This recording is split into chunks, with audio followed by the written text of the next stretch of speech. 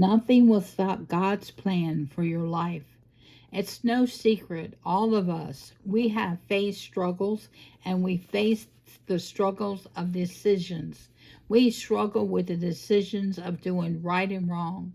We struggle with making good or bad choices, decisions of telling the truth or telling a lie. At times, even the decisions to pray now or later or even tomorrow can be a struggle. Now, I don't know about you, but sometimes I struggle with the flesh. In other words, I have the desire to do what's good, yet I still seem to keep coming up short when it comes to living righteously. And I am being real. The struggle of sin is real. I wonder if anyone else has ever reached a point whereby you're tired of struggling. You're tired of falling, tired of struggling to do right, trying to live right, and yet nothing seems to turn out right. Simply tired of messing up. Well, the word I'd like to give you today is that the struggle is for your good. It's for your good because if you think of your faith like it's a muscle, how do you build muscle strength?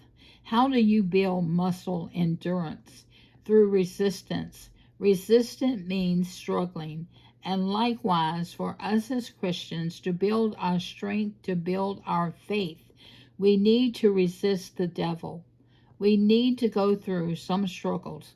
We need to fight against the tempting ways of this world. And believe me, it's a fight. It's a fight when your spirit man is saying no, but your flesh is saying yes. It's a fight when you want and need to be strong, but you feel so weak. It's a fight to press on when you feel like giving up. I encourage you, don't you dare give up.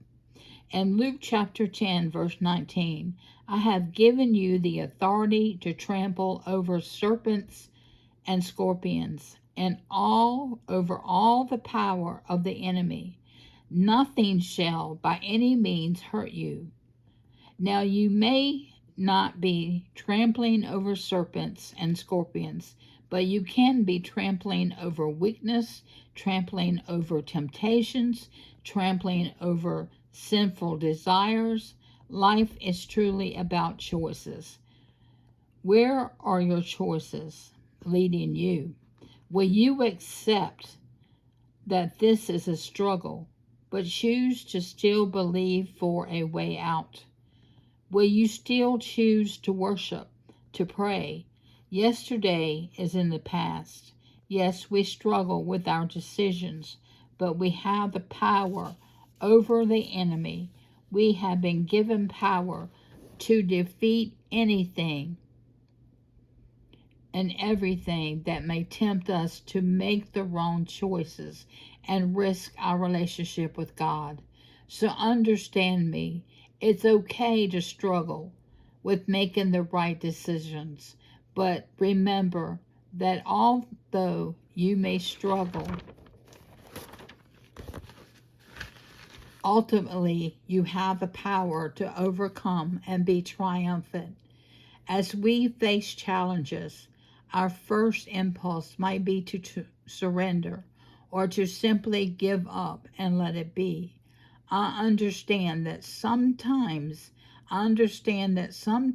you can get to the point of just asking the question, God, why me? Why am I not married yet? Why did I have to be sick? Why can't I make as much money as they are? While we may be stressed and pressed on every side,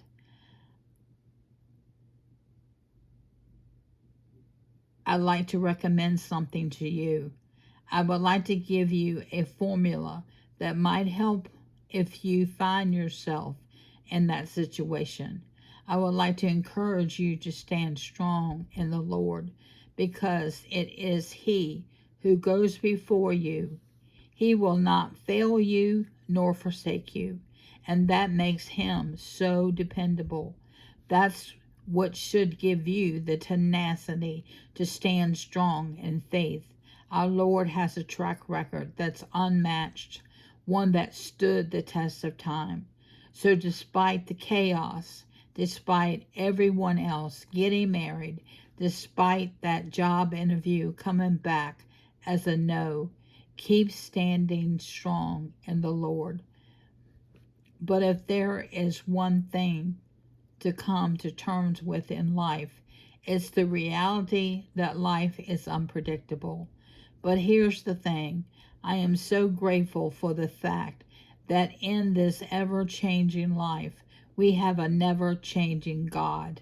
Jesus Christ is the same yesterday, today, and forever. He doesn't change. He healed thousands of years ago on this earth, and he still heals today. He loved those considered to be unlovable, those considered to be outcasts and rejects. He still loves those same people today. He spoke the words, "Be peace, be still," and the storm bowed down, and believe that he can and will speak those very words in the middle of your storm today. That's why when life happens, you can stand strong in the Lord. Don't allow life's challenges to shake your faith in God. Stand strong in the Lord. Stand and let him fight your battles. He has promised that the deep waters won't drown you. When we go through the fire, we will not be burnt. So whether you are in the lion's den today or facing Pharaoh tomorrow, stand still in your deliverer, who is Jesus. We can trust him. We can rely on him. We can depend on him. We can lean and stand stronger in the Lord. But I'm not saying it will be easy. I'm not saying it won't be tough, but with God, it's possible. He who started a good work in us will see it through to the end. Reach out to him by faith. Be consistent in prayer. Be relentless in your faith and watch him move in seemingly impossible ways. Now, this isn't just a quick fix. There needs to be some persistence. You need some tenacity to stand strong in the Lord, to stand and believe, to stand and wait for what he has promised. Because when you stand, you are making sure there is no temptation that can overtake you. You are making it known to the enemy that you trust God to already provide a way of escape, even if you can't see it. You're guaranteed victory when you stand strong in the Lord. And the thing about standing strong in God is that it does take practice. It takes a maturity of faith for you to be able to stand strong as a Christian.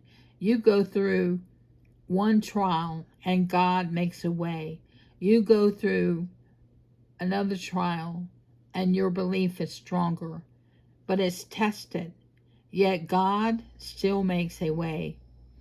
It's a maturing of faith, and one of the keys to growth in terms of your faith in God is that it takes you actually cultivating a relationship with Jesus Christ. He invites you to know him. He invites you to seek, knock, and ask. But with that, your effort is required.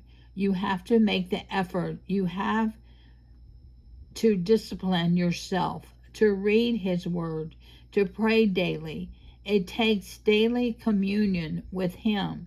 You have to count your blessings and shift your perspective so that you're filled with thanksgivings for all that he has done.